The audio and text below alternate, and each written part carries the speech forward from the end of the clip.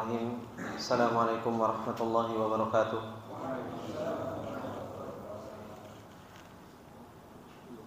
Innal hamdalillah nahmaduhu wa nasta'inuhu wa nastaghfiruh wa na'udzu billahi min shururi anfusina wa min sayyiati a'malina. May yahdihillahu fala mudilla lahu wa may yudlil fala hadiya lahu. Asyhadu an la ilaha illallah wahdahu la syarika lah wa asyhadu anna Muhammadan abduhu wa rasuluh salawatullahi wa salamuhu alaihi. Ya ayyuhalladzina amanu taqullaha haqqa tuqatih wa la tamutunna illa wa antum muslimun. Ya ayyuhalladzina amanu taqullaha wa qulu qawlan sadida yuslih lakum a'malakum wa yaghfir lakum dhunubakum. Wa may yuti'illaha wa rasulahu faqad faza fawzan 'azima. Amma ba'du fa inna asdaqal hadithi kitabullah wa khairal hadi hadi Muhammadin sallallahu alaihi wasallam wa syarrul umuri muhdatsatuha fa inna kulla muhdatsatin bid'ah wa kulla bid'atin dhalalah wa kulla dhalalatin finnar. Allahumma la ilma lana illa ma 'allamtana innaka antal alimul hakim. Allahumma arzuqna ilman nafi'an wa rizqan tayyiban wa amalan mutaqabbala. Allahumma 'allimna ma yanfa'una wa zidna ilma. Rabbi shrah li sadri wa yassir li amri wahlul 'uqdatam min lisani yafqahu qawli. Rabbi zidna ilma warzuqna fahma. Ikhwani wa akhwati fillah rahimani wa rahimakumullah jami'an. Alhamdulillah, dengan taufik dan pertolongan yang Allah Subhanahu wa taala berikan kepada kita semua, kembali kita dipertemukan oleh Allah Subhanahu wa taala dan dikumpulkan oleh Allah Subhanahu wa taala di majelis yang berbarokah ini, majelis yang dibacakan di dalamnya ayat-ayat Allah Subhanahu wa taala dan sunnah-sunnah Rasulullah sallallahu alaihi wasallam, agar kita bisa mengambil pelajaran, agar kita bisa mengambil bekal di dalam perjalanan kita menuju Allah Subhanahu wa taala, sampai kita bertemu dengan Zat yang Maha Kuasa yang akan mempertemukan kita, dan kita akan mempertanggungjawabkan apa yang telah kita lakukan selama kita di dunia ini. Ikhwani wa akhwati fillah rahimani wa rahimakumullah jami'an.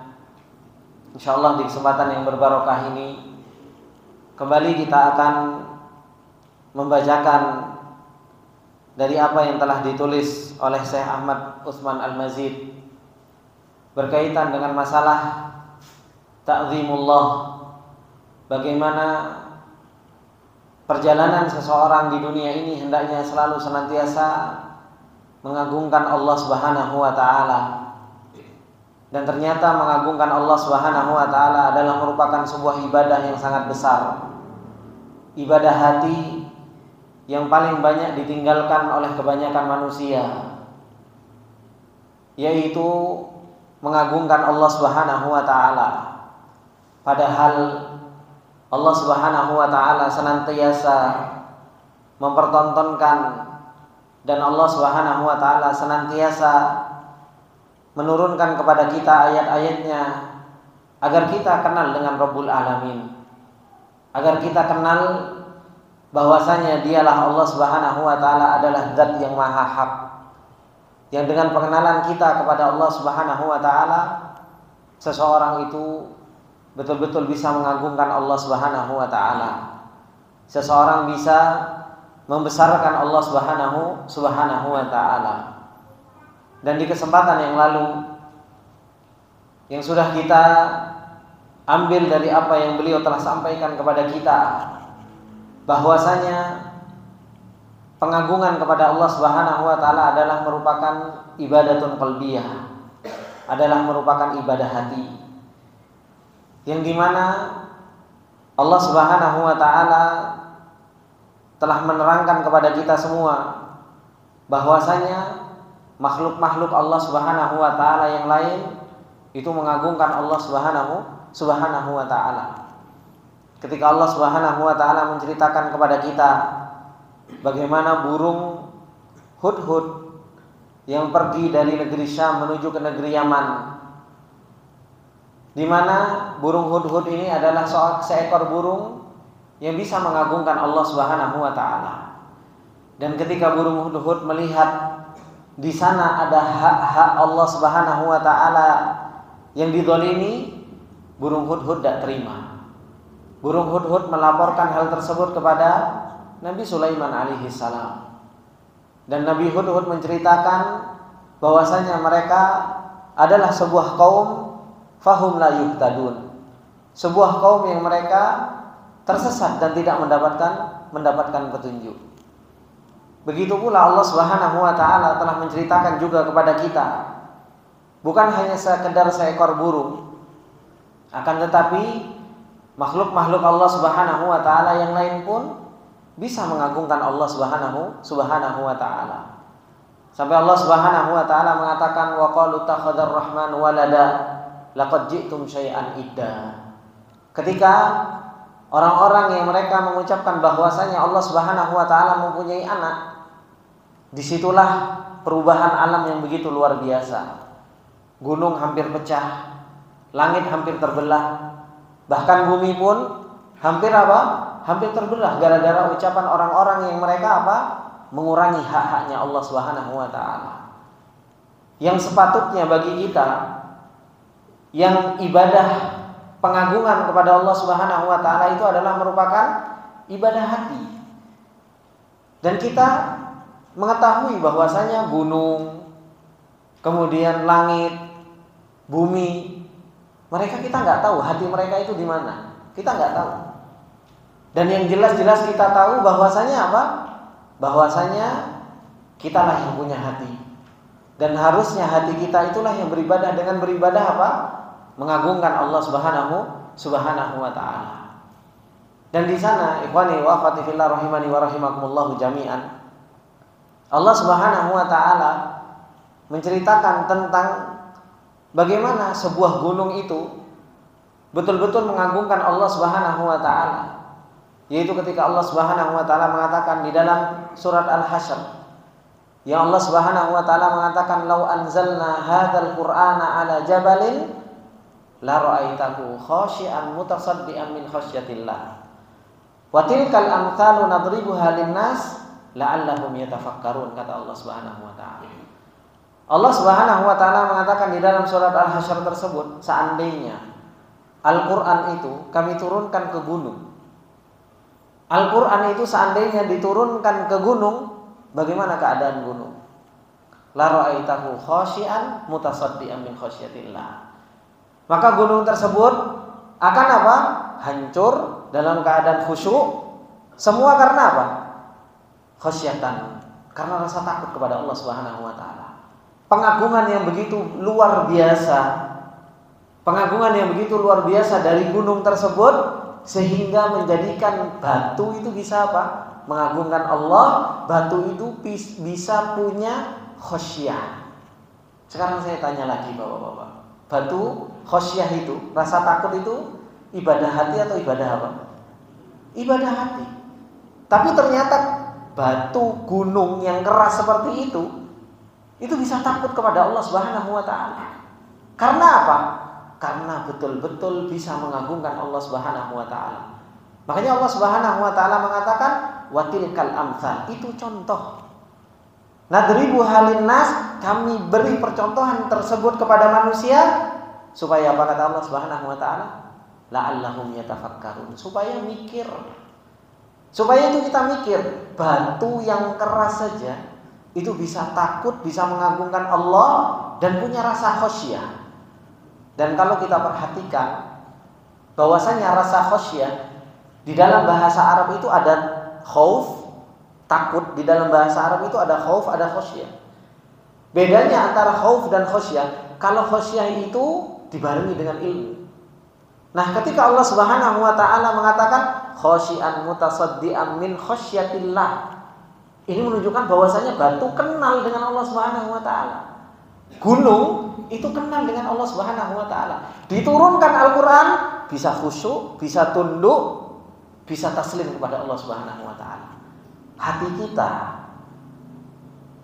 diturunkan Al-Quran oleh Allah Subhanahu wa Ta'ala ke hati kita tetap nggak karu-karuan. Hati kita nggak bisa takut kepada Allah Subhanahu wa Ta'ala. Hati kita tetap terus bermaksiat kepada Allah Subhanahu wa Ta'ala. Terus kita ngerasa bahwasanya kita akan masuk ke dalam surga mulus seperti itu saja.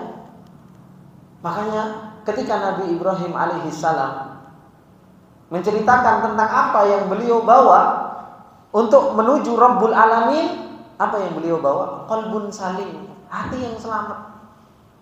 Makanya permasalahan hati ini adalah merupakan permasalahan yang sangat besar, yang seorang muslim harus punya ihtimam, harus punya perhatian. Dan pernah saya sampaikan bahwasanya hati ini yang selalu diserang oleh siapa? Setan.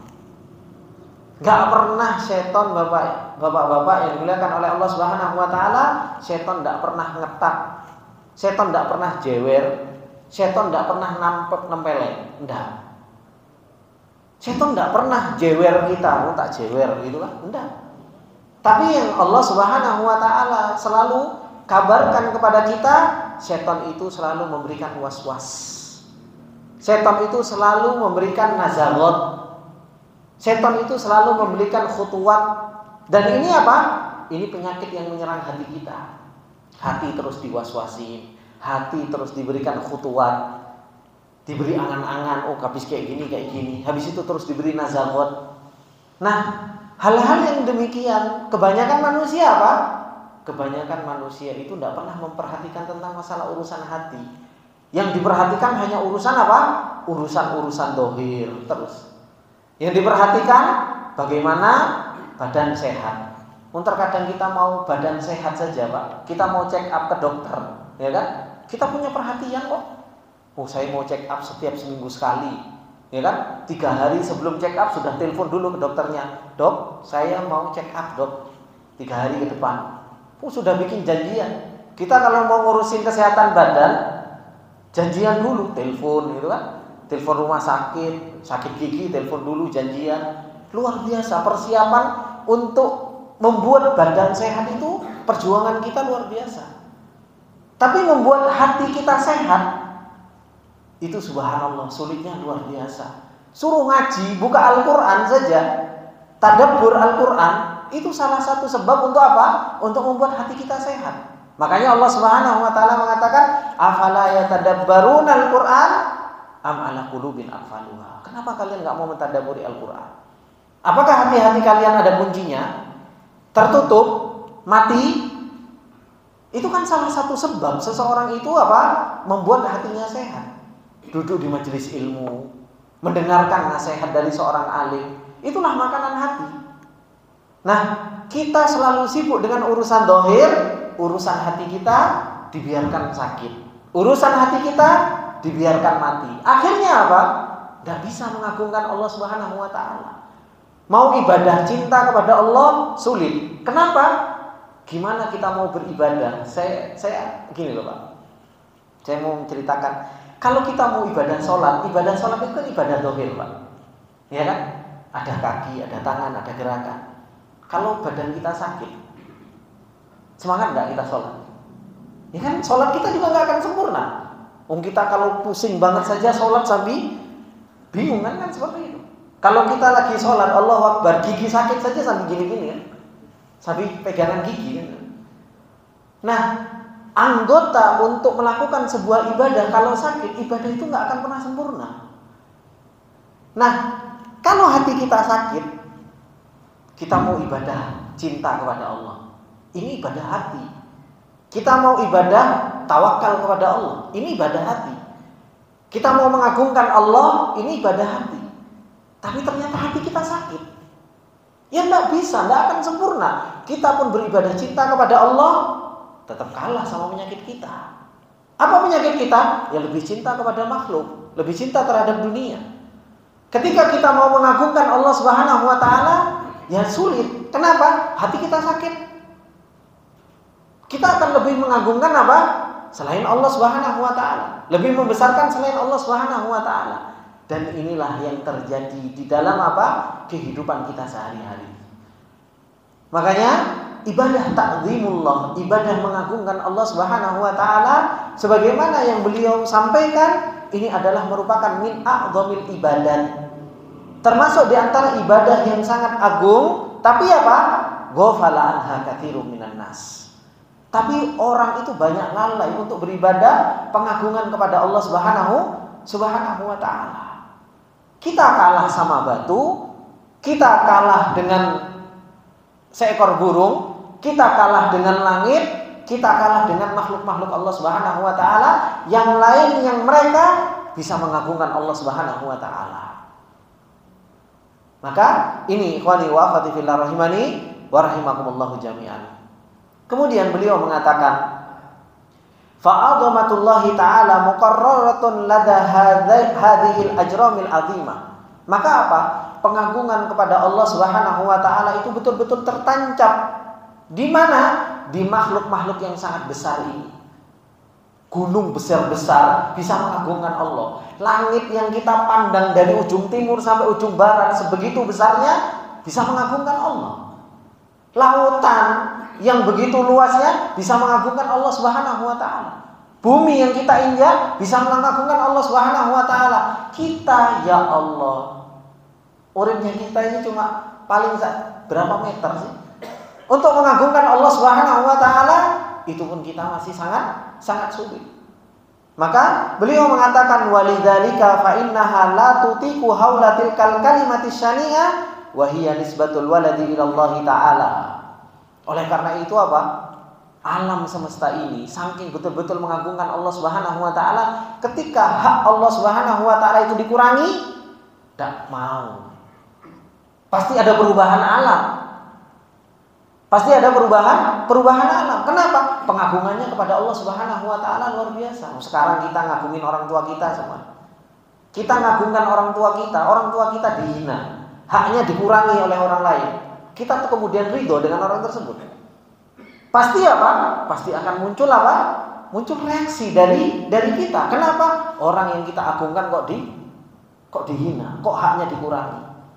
Tapi terkadang kita melihat ada orang yang berbuat kesyirikan, ada orang yang mereka apa? Yang mereka mengatakan Allah Subhanahu wa taala punya anak, kita masih rangkul-rangkulan, Pak. Kita masih rangkul-rangkulan. Makanya hal-hal yang seperti ini itu semua kembali kepada apa?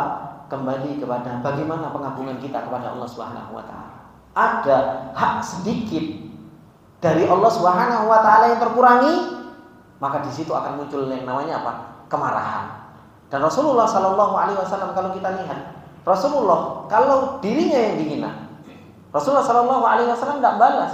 Tapi kalau hak Allah Subhanahu wa taala yang dikurangi, bagaimana marahnya Rasulullah Shallallahu alaihi wasallam? Pasti apa? Rasulullah Shallallahu alaihi wasallam sebagaimana yang banyak diriwayatkan sampai mukanya merah kalau haknya Allah Subhanahu wa taala dikurangi. Kenapa? Karena Rasulullah lebih membesarkan Allah daripada dirinya sendiri. Giliran hak Allah marah, giliran hak dirinya sendiri Rasulullah bisa memaafkan. Kalau kita hak Allah Subhanahu wa taala dikurangi, biasa aja. Coba kalau diri kita yang dihina, hak kita yang dihina, bagaimana? Keluar semua, Pak. Ya kan? Keluar semua apa yang di otak kita keluarkan semuanya. Kalau apa? Kalau diri kita dihina. Kenapa? Karena kita lebih membesarkan, lebih mengagungkan diri kita daripada pengagungan kepada Allah Subhanahu wa taala. Dan inilah. Jadi ini hakikat. Dan ilmu ini yang disampaikan oleh beliau ini adalah merupakan ilmu yang nyata. Benar enggak kita pengagungan kepada Allah Subhanahu wa taala? Kalau pengagungan kita kepada Allah Subhanahu wa taala benar, praktek kehidupan kita akan seperti ini.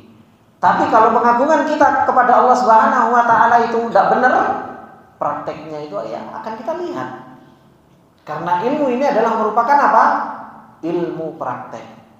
Kemudian beliau mengatakan, walaula hilmullahi ta'ala la kharral alamu wa tabaddadat qawaimuhu ghadaban ala man tafawwahu biha. Makanya kalau bukan karena maha lembutnya Allah Subhanahu wa taala, kalau bukan karena maha lembutnya Allah Subhanahu wa taala, dunia ini rusak. Kenapa? Karena marah, haknya Allah Subhanahu wa taala dikurangi, langit marah, gunung marah, bumi marah.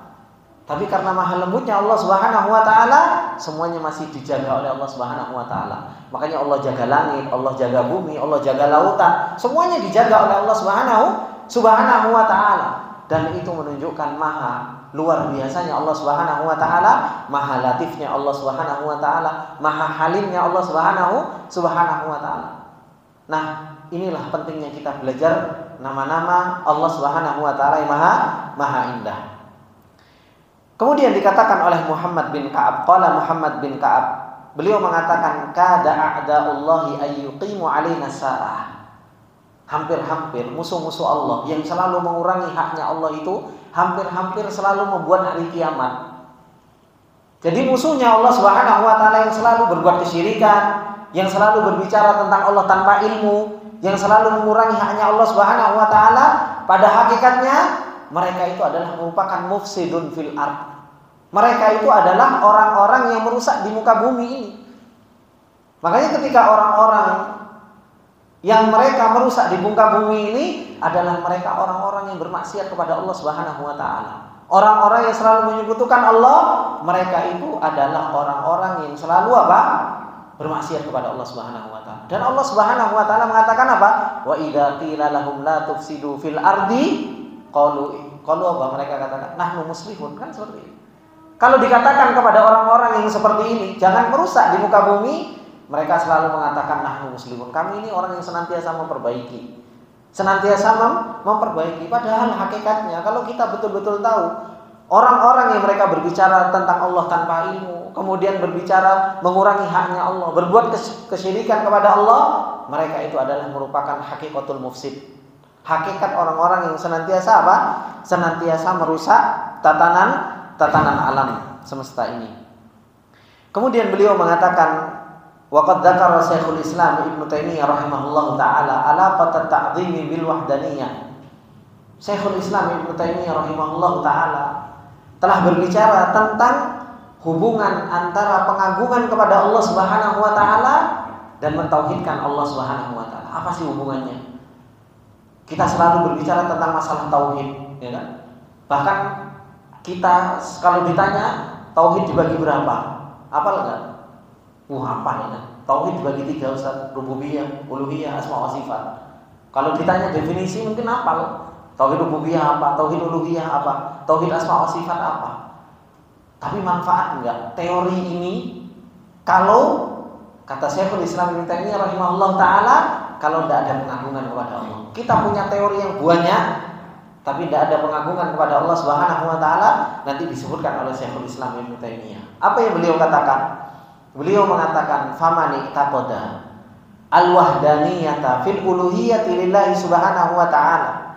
Barang siapa yang telah meyakini al-wahdaniyah, barang siapa yang senantiasa meyakini tentang tauhid, dia ngomong tentang tauhid. Tauhid itu ada 3. Tauhid rububiyah, yaitu mentauhidkan Allah dalam perbuatannya. Tauhid uluhiyah, mentauhidkan Allah di dalam seluruh ibadah. Tauhid asma wa sifat, terkadang kita hafal dengan antar ini.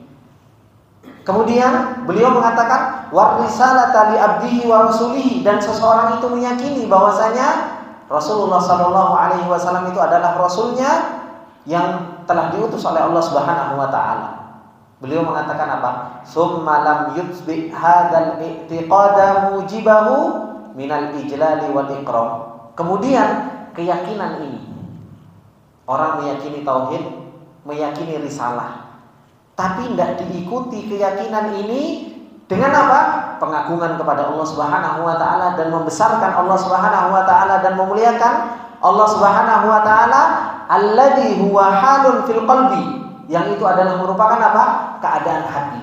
Pengagungan, membesarkan Allah, memuliakan Allah, itu adalah merupakan keadaan hati, yadharu atharuhu alal jawarih, yang muncul atharnya itu di anggota badan. Beliau mengatakan apa? Kana wujudu dzalikal i'tiqadi ka'adamihi. Maka apa? Keadaan keyakinan tersebut, pengakuan wahdaniyah, pengakuan tauhid dan pengakuan bahwasanya Rasulullah adalah utusan Rasul, itu adanya seperti tidak ada. Adanya seperti tidak Tidak ada. Begitu luar biasa apa yang disampaikan oleh Syekhul Islam Ibnu Taimiyah. Kenapa? Karena hakikat tauhid itu ta'zim. Hakikat dari mentauhidkan Allah Subhanahu wa taala itu apa? Mengagungkan Allah. Hakikat dari tauhid itu apa? Membesarkan Allah Subhanahu wa taala. Kalau cuma pengakuan mentauhidkan Allah Subhanahu wa taala, pengakuan bahwasanya Rasulullah sallallahu alaihi wasallam itu adalah utusan Allah, tapi nggak pernah dibarengi dengan mengagungkan Allah Subhanahu wa taala, wujudu hadzal i'tiqad ka'adami.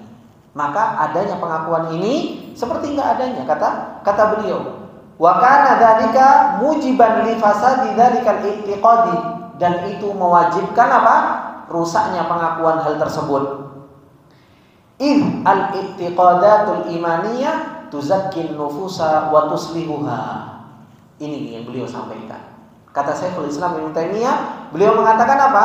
Karena sesungguhnya i'tiqad, keyakinan tentang tauhid itu akan mensucikan jiwa.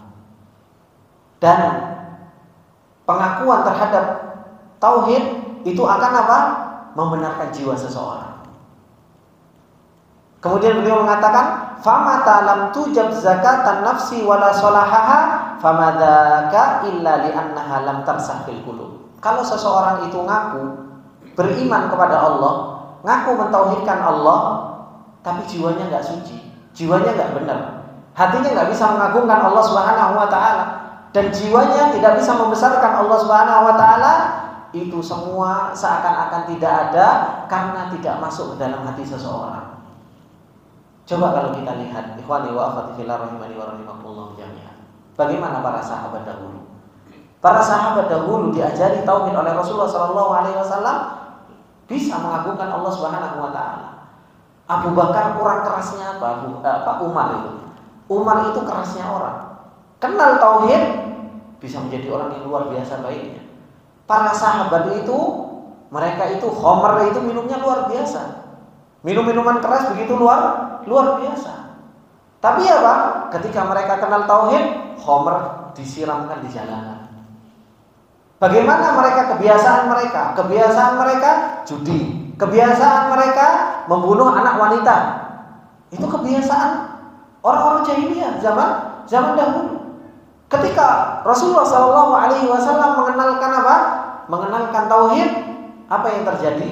Berubah semua, jiwanya para sahabat berubah. Makanya tauhid ini sebenarnya memperbaiki jiwa, memperbaiki hati. Kita sekarang belajar tauhid, subhanallah, pembagian tauhid hafal, tapi apa? Maksiat tetap jalan, ya kan? Sholat juga masih males-malesan, riba apalagi tetap jalan, bohong terus-terusan. Nah, bagaimana seseorang mau menjadi seseorang yang bertauhid dengan mentauhidkan Allah dengan benar, kalau ininya nggak benar? Dan ini yang dikatakan oleh Syekhul Islam Ibnu Taimiyah rahimahullah taala, pada hakikatnya orang yang kenal tauhid pasti jiwanya akan baik. Pasti hatinya akan baik. Pasti jiwanya akan taslim. Pasti jiwanya akan tunduk patuh kepada Allah Subhanahu wa taala. Ketika seseorang belajar tauhid tapi kok jiwanya tidak benar, ini menunjukkan apa? Tauhidnya belum masuk ke dalam hati. Cuma di sini. Cuma di kepala saja. Oh iya, teori akhirnya kembali cuma hanya teori dan teori, tapi belum masuk ke dalam hati. Ini yang beliau sampaikan Syekhul Islam Ibnu Taimiyah rahimahullahu taala. Nah, di sini ikhwani wa akhwati fillah rahimani wa rahimakumullah. Ini PR kita semua. PR bagi orang tua, PR bagi para pendidik. Bagaimana kita kadang mempunyai anak didik.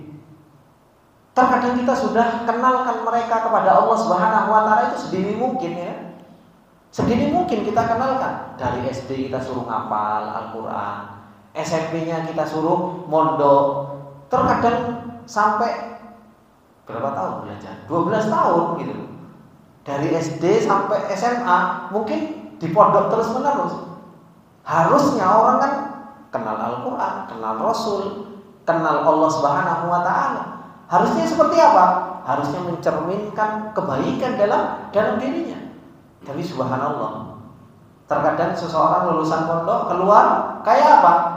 kayak burung keluar dari sangkarnya, alhamdulillah bebas. Kan seperti itu. Nah, ini menunjukkan apa? Ternyata pembelajaran yang dipelajari itu cuma hanya sekedar teori, tidak masuk ke dalam hati. Dan ini yang disampaikan oleh Syekhul Islam Ibnu Taimiyah. Dan itu bukan hanya tugas seorang guru saja. Wah, ini berarti pondok ini tidak benar. Bukan seperti itu. Orang tua juga punya tanggung jawab untuk mendidik apa? Mendidik anak. Kita sebagai seorang pendidik juga apa?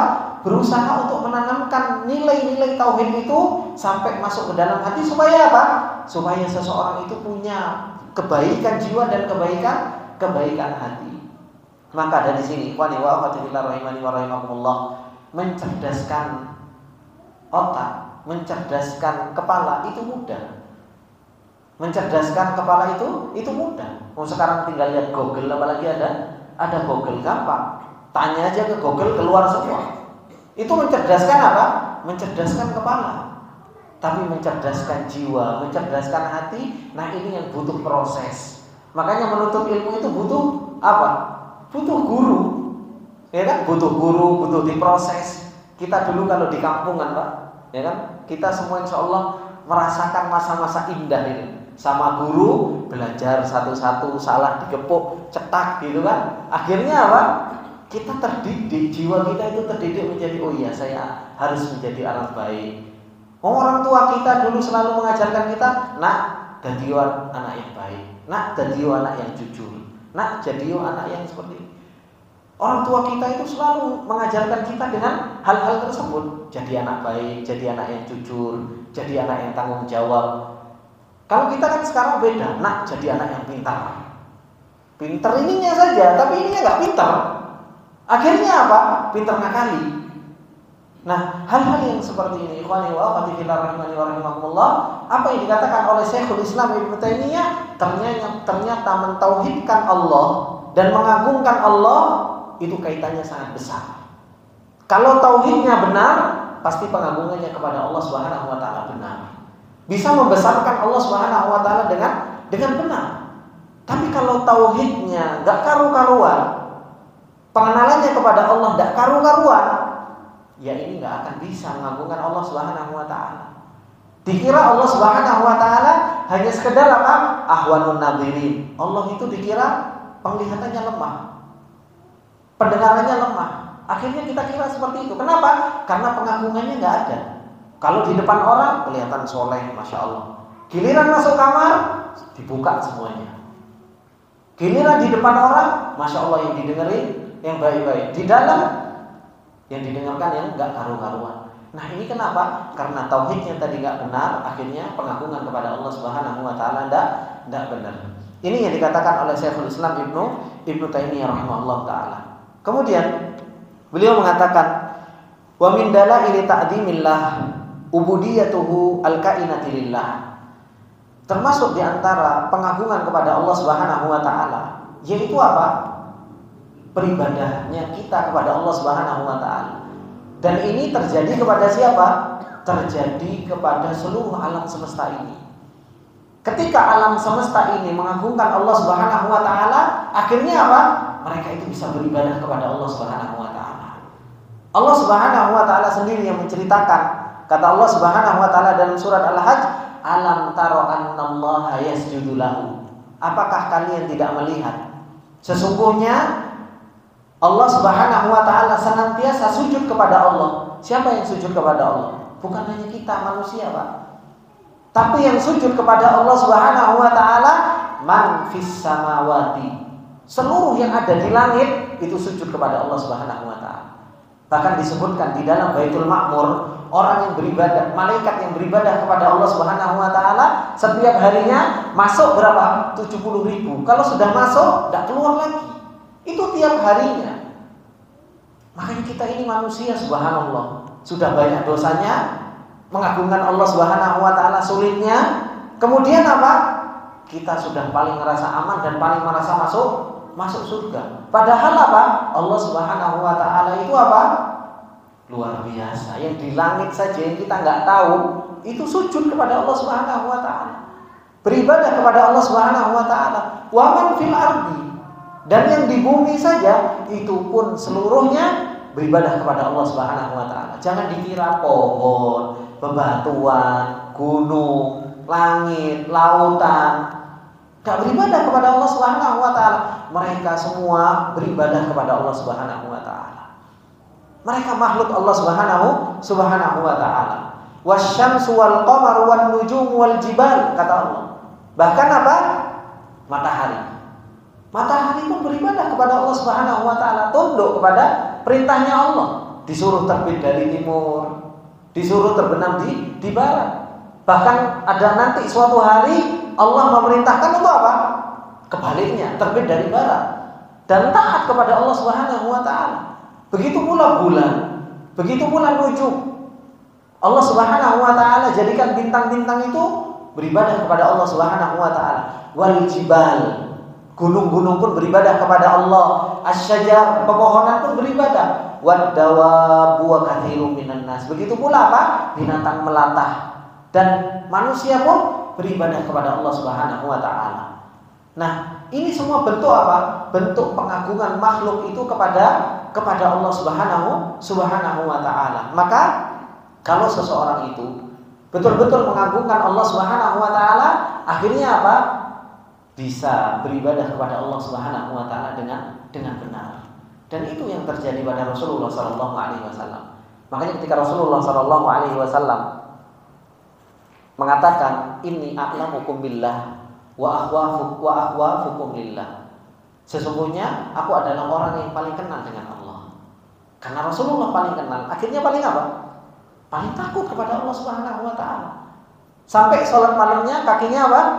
Bengkak. Ketika ditanya oleh Aisyah radhiyallahu taala anha, karena pengagungan begitu besar, apa kata Rasulullah? Afala aqulu abdan syakura. Apa salah saya menjadi orang yang bersyukur kepada Allah Subhanahu wa taala? Pengenalan kepada Allah benar menghasilkan takut yang benar, menghasilkan rasa syukur yang benar, menghasilkan pengagungan kepada Allah Subhanahu wa taala yang benar. Dan inilah yang sepatutnya bagi kita untuk kita apa? Untuk kita berusaha kenal kepada Allah Subhanahu wa taala dengan sebenar-benar pengenalan, akhirnya kita bisa mengagungkan Allah dan beribadah kepada Allah Subhanahu wa taala dengan benar. Ada. Nggih, monggo Pak.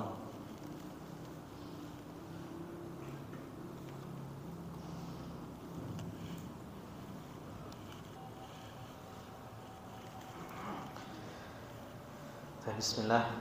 Ikhwani wa akhwati fillah rahimani wa rahimakumullah jami'an. Maka beliau Syekh Utsman Al-Mazid menjelaskan kepada kita semua tentang ternyata ta'zimullah, mengagungkan Allah Subhanahu wa taala. Beliau mengatakan huwallazi yu'til ibadata ruhaha wa jalalaha. Mengagungkan Allah Subhanahu wa taala itu yang akan memberikan di dalam sebuah ibadah itu ruhnya. Kalau seseorang beribadah kepada Allah Subhanahu wa taala tanpa ada pengagungan, maka apa? Enggak ada ruhnya. Wa huwa alladzi yaj'aluha ibadatan maqbulatan khalisatan sahihatan tammat asyuruti wal arkan. Ternyata mengagungkan Allah Subhanahu wa taala itu yang menjadikan ibadah itu apa? Diterima oleh Allah Subhanahu wa taala. Dan seseorang kalau mengagungkan Allah Subhanahu wa taala ketika beribadah akan menjadikan ibadah itu dilakukan dengan cara yang benar. Syarat-syaratnya didatangkan, rukunnya didatangkan. Dan ini bisa kita rasakan sendiri, ya Bapak-bapak. Kalau kita sholat, hati kita lagi bagus, hati kita lagi mengagungkan Allah Subhanahu wa taala. Bagaimana sholat kita? Sholat kita itu kayak ada ruhnya. Sholat kita nyaman. Bahkan mungkin dari takbiratul ihram saja, terkadang kita bisa udah mau nangis. Allahu Akbar. Sudah takbir saja sudah menjadikan hati kita itu kayak gemetar. Dan itu yang terjadi di zaman para salafus saleh. Dahulu zaman tabi'in disebutkan sebagian mereka ketika mau melakukan ibadah sholat karena betul-betul mengagungkan Allah, dalam keadaan wudhu saja mereka sudah nangis. Kenapa? Pengagungan kepada Allah Subhanahu wa taala yang begitu besar, ada ruhnya. Jalan wudhu kemudian membasuh muka itu sudah menjadikan mereka apa? Hatinya sudah menjadikan mereka mengagungkan kepada Allah. Akhirnya apa? Sudah bisa meneteskan air mata. Coba kalau kita rasakan, kalau kita lagi sibuk dengan urusan dunia kita, kemudian kita sholat, bagaimana sholatnya? Allahu Akbar, Allahu Akbar. Ya enggak, Ustaz Karman? Ya. Ada teman kebetulan datang dari Mekah. Nah, biasanya seperti itu, apalagi kalau dengan urusan apa? Urusan dunianya banyak kan, seperti itu. Biasanya ngurusi hotel apa dan sebagainya. Jadi sholatnya cuma Allahu Akbar, cepat-cepatan gitu kan. Dengan urusan kerjaan, dengan urusan apa dan lain sebagainya. Karena apa? Karena ta'zimullah itu adalah merupakan ruhul ibadah. Mengagungkan Allah Subhanahu wa taala itu ruhnya ibadah. Makanya kita diperintahkan oleh Rasulullah sallallahu alaihi wasallam salat itu supaya apa? Mubakkiron, supaya kita datang lebih awal. Kenapa? Nyiapin hati. Nyiapin hati. Ketika Rasulullah sallallahu alaihi wasallam melakukan ibadah-ibadah yang lain, ibadah haji, diingatkan tentang apa? Diingatkan tentang urusan akhiratnya, tentang urusan Allah Subhanahu wa taala. Kenapa? Persiapan hatinya, ruhnya didatangkan. Pengagungan kepada Allah Subhanahu wa taala. Dan inilah yang menjadikan ibadah itu makbulah, shahihah. Yang akan menjadikan apa? Ibadah itu menjadi ibadah yang diterima oleh Allah Subhanahu wa taala dan ibadah itu menjadi ibadah yang benar. Amma ibadatun bila ta'zim, adapun ibadah yang enggak ada pengagungan, maka apa? Fa innaha kal jasadi bila ruh, maka jasad tanpa ruh. Kalaupun sholat gerakan saja. Kalaupun orang itu umroh nih, tawaf, enggak ada pengagungan kepada Allah Subhanahu wa taala, ya cuma muter-muter aja, ibadah badan saja. Tapi kalau seseorang ketika dia muter, dia mendatangkan pengagungan kepada Allah Subhanahu wa taala, dirodos air matanya. Setiap langkah dia akan ingat dengan kesalahan, ingat dengan kebaikan Allah. Ketika seseorang mungkin di Arafah, seseorang akan apa? Oh, ini perintahnya Allah Subhanahu wa taala. Tapi betapa banyak orang melakukan ibadah badaniyah, ya badannya saja. Hatinya enggak pernah dibawa untuk beribadah. Dan ini yang dikatakan oleh beliau, ibadatun bila ta'zim, ibadah tanpa mendatangkan hati itu kal jasadi bila ruh. Jasad tanpa ada ruhnya. Walidzalika qala Ibnu Qayyim, oleh karena itu Ibnu Qayyim rahimahullah taala mengatakan wa ruhul ibadati huwal ijlalu wal muhabbah. Maka ruh ibadah itu pengagungan kepada Allah dan rasa cinta kepada Allah Subhanahu wa taala. Itu ruhnya. Ruh dari ibadah itu apa? Pengagungan dan rasa cinta kepada Allah Subhanahu wa taala. Kalau ini enggak ada, pengagungan kepada Allah enggak ada, rasa cinta enggak ada, hanya sekedar gerakan. Ngaji saja, Pak, ngaji. Bapak pernah merasakan pasti, saya yakin. Setiap kita itu pernah merasakan. Terkadang kita ngaji baru a'udzubillahi minasyaitonirrajim. Hati kita bisa nangis kok. Ngaji satu ayat itu bisa nangis. Tapi terkadang kita ngaji berlembar-lembar, ya biasa saja. Kenapa? Ada terkadang kita ngaji, kita datangkan hati kita, pengagungan kepada Allah. Ya Allah, luar biasa Allah ini. Tapi terkadang kita ngaji, ya sekadar ngaji, sekedar baca. Makanya Abu Bakar radhiyallahu taala anhu dikatakan oleh Aisyah baka. Abu Bakar itu penangis gitu. Gak bisa mendengarkan satu ayat, gak bisa baca satu ayat, nangis. Kenapa? Hatinya betul-betul luar biasa pengagungan kepada Allah Subhanahu wa taala. Dan itulah yang dikatakan oleh para ulama tentang Abu Bakar, yang menjadikan Abu Bakar itu tinggi di sisi Allah, ma waqara fi qalbihi, apa yang tertancap di dalam hatinya, bagaimana mengagungkan Allah Subhanahu wa taala. Sehingga gak melakukan sebuah ibadah, luar biasa pengagungan kepada Allah. Akhirnya apa? Ibadahnya diterima oleh Allah Subhanahu wa taala. Ini yang dikatakan oleh Ibnu Qayyim rahimahullah taala, ruhul ibadah huwal ijlal wal muhabbah. Ruhnya ibadah itu pengagungan kepada Allah, membesarkan Allah dan didasari dengan rasa cinta ketika beribadah kepada Allah Subhanahu wa taala. Kalau salah satu dari keduanya enggak ada, akhirnya apa? Fasadat, rusak ibadahnya. Hanya sebuah gerakan. Fa idza iktarana bihadaini tana 'alal mahbubil mu'azzam fadzalika haqiqatul hamd. Kalau rasa pengagungan, rasa cinta dibarengkan dengan rasa pujian, ini yang disebut dengan apa? Alhamdulillah. Makanya ketika kita mengatakan alhamdulillahirabbil alamin, segala bentuk pujian itu adalah milik Allah. Kita itu muji Allah bukan hanya sekedar muji tok. Tapi apa? Didasari dengan pengagungan, didasari rasa cinta. Kenapa Allah dipuji? Ya karena memang Allah baik. Kenapa Allah dipuji? Nama-namanya memang indah. Kenapa Allah dipuji? Perbuatannya luar biasa kepada makhluknya.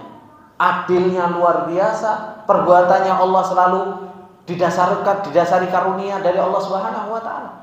Akhirnya apa? Tumbuh pengagungan yang begitu luar biasa. Pujian yang didasari pengagungan dan cinta, itulah alhamdulillah. Tapi kalau pujian saja tanpa didasari itu disebut apa? As-sana di dalam bahasa Arab. Terkadang saya muji ada orang ganteng. Cuma pujian ganteng tanpa saya mengagungkan, tanpa ada yang lainnya. Tapi kalau kita memuji Allah Subhanahu wa taala harus didasari dengan apa? Pengagungan dan rasa cinta. Kemudian beliau mengatakan, "Wan Nabiyyu sallallahu alaihi wasallam lamma sa'alahu Jibril 'anil ihsan."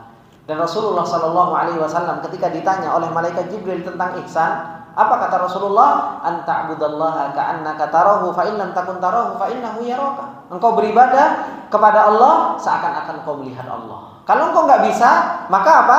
Allah lah yang melihat engkau. Wa hadhihi al-muraqabatu fil ibadah hiya tariqatut ta'zim. Dan ini muraqabah, merasa diawasi di dalam ibadah, ini adalah merupakan jalan supaya kita bisa mengagungkan Allah Subhanahu wa taala. Terus merasa diawasi oleh Allah Subhanahu wa taala. Makanya pernah saya ceritakan tentang bagaimana sih tingkatan ihsan itu. Dan kita berusaha untuk sampai tingkatan ihsan itu. Tingkatan Islam, iman, dan ihsan. Tingkatan yang paling tinggi itu tingkatan ihsan. Kita beribadah kepada Allah seakan-akan kita melihat Allah Subhanahu wa taala. Bukan melihat dengan mata telanjang kita, enggak, tapi melihat dengan mata hati kita. Bagaimana hati kita kenal dengan perbuatan Allah. Bagaimana hati kita kenal dengan maha baiknya Allah, dengan nama-nama Allah Subhanahu wa taala. Akhirnya apa? Kita melihat perbuatan-perbuatan Allah itu indah. Kita melihat perbuatan-perbuatan Allah Subhanahu wa taala itu begitu indah. Ibnu Rajab mengatakan, faqauluhu fi tafsiril ihsan. Beliau ketika mentafsirkan ihsan, yaitu anta'budallaha ka'annaka tarah, beliau mengatakan apa? Yushiru ila annal 'abda ya'budullaha ala hadhihi sifat. Bahwasanya seorang hamba hendaknya senantiasa menyembah Allah itu sesuai dengan sifat ini, yaitu apa? Seakan-akan engkau melihat Allah. Wa hiya istihdaru qurbihi, yaitu bagaimana seseorang itu apa? Merasa dekat dengan Allah Subhanahu wa taala. Wa annahu baina yadayhi ka'annahu yarah. Dan dia menganggap bahwasanya Allah Subhanahu wa taala itu berada di hadapannya dan seakan-akan dia melihat Allah Subhanahu wa taala. Kalau seseorang sudah sampai tingkatan ini, akhirnya apa? Yujibul khasyah wal khauf wal haibah wat ta'zim. Yang seperti inilah yang akan memunculkan apa? Ta'zim. Rasa takut kepada Allah muncul, rasa pengharapan kepada Allah muncul, dan pengagungan serta membesarkan Allah Subhanahu wa taala. Akhirnya apa? Akhirnya muncul dari apa? Dari ketika seseorang itu ketika beribadah kepada Allah Subhanahu wa taala seakan-akan melihat Allah Subhanahu wa taala. Dan enggak mungkin sampai tingkatan ini kalau apa? Kalau ma'rifatnya, pengenalannya kepada Allah Subhanahu wa taala begitu lemah. Ini ikhwani wa akhwati fillah rahimani wa rahimakumullah jami'an, yang menunjukkan dari apa yang telah disampaikan oleh Syekh Ahmad Utsman Al-Mazid tentang ternyata ibadatul ta'zim, ibadah mengagungkan Allah itu adalah merupakan ibadah yang azim, ibadah yang besar, yang banyak manusia itu lalai dari beribadah dengan ibadah pengagungan kepada Allah Subhanahu wa taala. Kemudian beliau insyaallah di kesempatan yang akan datang akan menjelaskan ternyata ummahatul ibadah-ibadah yang besar itu ternyata intinya kebanyakan dari ibadah-ibadah yang besar itu mengagungkan Allah Subhanahu wa taala, dan beliau akan memberikan contoh satu-satu dari ibadah-ibadah yang besar tersebut. Ini yang bisa kita ambil dari apa yang beliau sampaikan, dan semoga ini bermanfaat buat kita semua. Semoga ini menjadi amal ibadah di sisi Allah Subhanahu wa taala, dan apabila ada benarnya itu datangnya semata-mata dari Allah Subhanahu wa taala. Apabila ada salahnya itu datangnya dari saya pribadi, dan saya minta maaf atas segala kesalahan dan khilafan. Subhanakallahumma wa bihamdika asyhadu an la ilaha illa anta astaghfiruka wa atubu ilaik. Assalamualaikum warahmatullahi wabarakatuh.